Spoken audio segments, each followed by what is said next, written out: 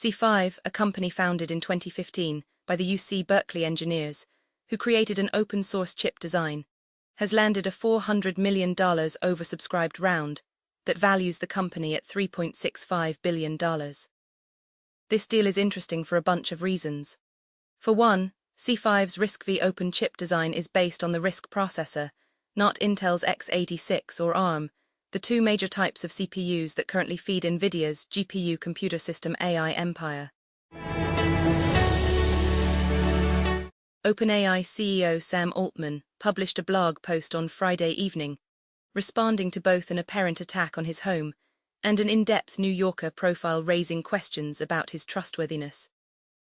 Early Friday morning, someone allegedly threw a Molotov cocktail at Altman's San Francisco home. No one was hurt in the incident, and a suspect was later arrested at OpenAI headquarters, where he was threatening to burn down the building, according to the SF Police Department. While it's not unusual for networks to promote new shows by releasing full episodes on YouTube, AMC is doing something a bit different for its Silicon Valley-focused comedy, The Audacity. The show's premiere will be available on TikTok, starting on Sunday morning. It will be split into 21 segments, each lasting about 3 minutes, according to Deadline. The segments will be numbered, allowing users to watch the premiere in its entirety if they choose. Arizona Attorney General Chris May's case against prediction market Kalshi appears to have hit a snag.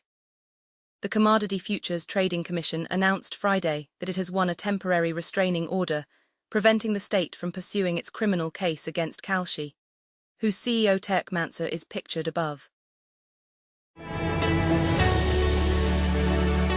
India's quick commerce market is booming, with demand more than doubling for some players.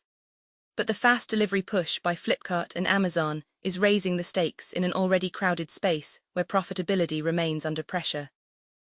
Flipkart, one of India's largest e-commerce players, entered quick commerce later than local rivals such as Blinkit, Swiggy and Zepto. But it has now crossed more than 800 dark stores, distribution centers for online shopping, this week, TechCrunch has learned, and is looking to double that by the end of 2026, according to UBS. Kyiv accuses Moscow of nearly 470 ceasefire violations. Both sides exchange 175 prisoners of war each. Kharkiv. Ukraine's military command accused Russia of repeatedly violating a truce to mark the Orthodox Easter Saturday, with nearly 470 incidents ranging from airstrikes and drone attacks to shelling. Beirut, Israeli strikes killed more than a dozen people in Lebanon and Gaza on Saturday, while an Israeli settler shot dead a Palestinian man in the occupied West Bank, according to officials. The widespread violence came a day after plans were announced for potential ceasefire talks between Lebanon, Israel and the United States.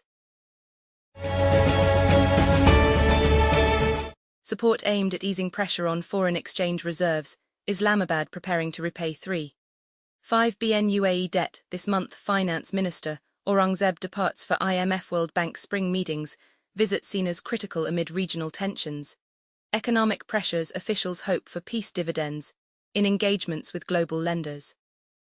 Islamabad, Pakistan is set to receive $5 billion in financial support from Saudi Arabia and Qatar, offering a critical buffer for its fragile external position, as Finance Minister Mohammad Aurangzeb departed for Washington on Saturday to attend the IMF World Bank spring meetings and advance the country's economic diplomacy. A temporary truce between Russia and Ukraine entered into force on Saturday, with Kyiv warning it would respond immediately if Russia violated it. Russian President Vladimir Putin ordered the ceasefire on Thursday to coincide with Orthodox Easter, more than a week after Ukrainian President Volodymyr Zelensky first made the proposal. They came from around the world.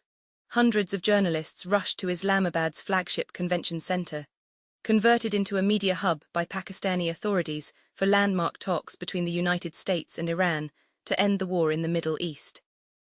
But as negotiations began behind closed doors half a kilometer away, all the world's media could do was wait. and sip on an expertly brewed coffee while listening to live Eastern folk music.